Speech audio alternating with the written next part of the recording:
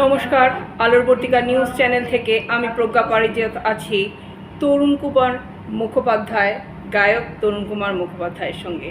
খুব সুন্দর উনি গান এবং সুদর্শন মঞ্চে ওনার সঙ্গে আমার পরিচয় হয়েছিল খুব সুন্দর গানে, এবং এখনও ওনার গান শুনছি এবং শুনতে থাকবো খেয়ালি মনে ওনার গান এবং এনজয় করব সেটা।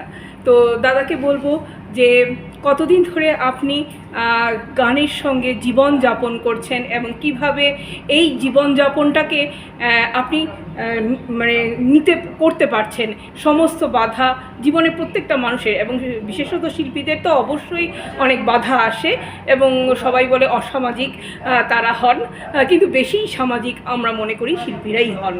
তো সেটার একটু কথা যদি আমরা আলোর বর্তিকা নিউজ চ্যানেলের দর্শকদের জন্য শুনতে পাই।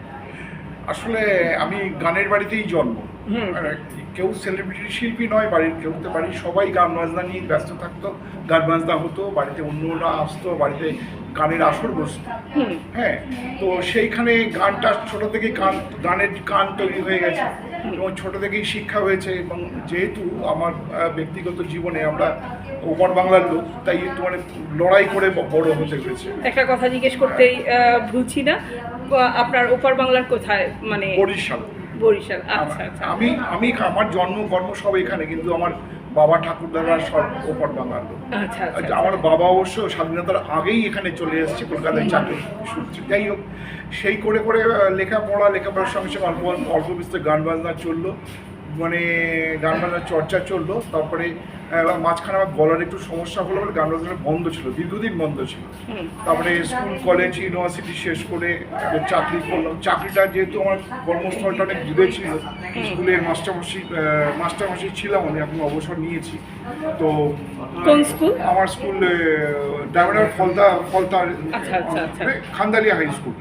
তো ওই স্কুলটা যেহেতু অনেক দূরে ছিল আমার বাড়ি থেকে, টালিগঞ্জ থেকে, সেহেতু আমি সময়টা খুব কম পেতাম গানটা নিয়ে চর্চা করার।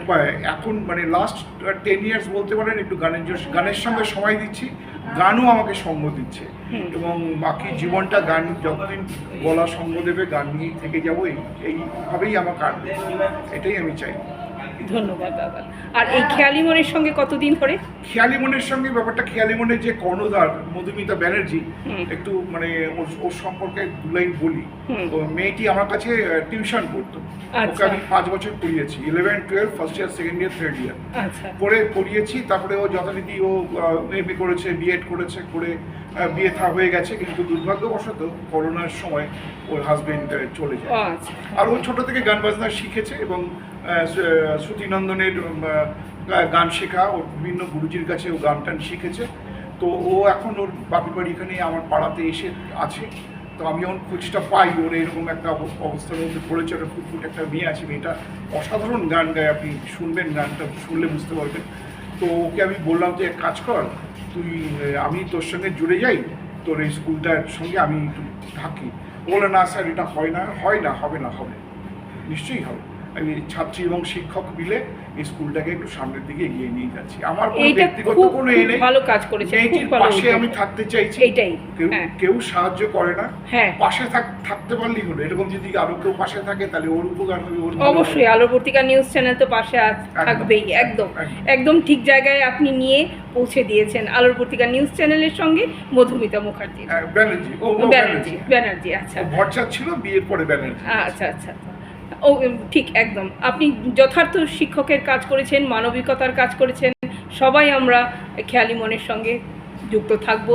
আলোর বর্তিকা নিউজ চ্যানেলের দর্শকরাও খেয়ালি মনের সঙ্গে অবশ্যই থাকবে। আসলে কি তুলে কিছু দেওয়া যায় না, পাশে থাকার অঙ্গীকার করা যায় মাত্র। পাশে থাকলেই আমার মনে হয় অনেক কিছু হয়। ঠিক, একসঙ্গে পথ চলাটাই আসলে একদম। সেখানে আমি শিক্ষক, ও আমার ছাত্রী, ওর যদি একটু মঙ্গল হয়, ওর যদি একটু ভালো হয়, ও গান বাজনা নিয়ে আগামী দিনে চলতে চাইছে, আমার সঙ্গ যদি ওগুলো খানিকটা উপকার হয়, চলার পথে একটু মসৃণ হয়, এই উদ্দেশ্য নিয়ে আমি খেয়ালি মনের সঙ্গে আছি।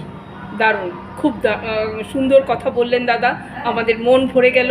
এভাবেই আপনি চলতে থাকুন সবার সাথে, আমাদের সাথে, আলোর বর্তিকা নিউজ চ্যানেলের সঙ্গে এবং খেয়ালি মনের সঙ্গে। অবশ্যই।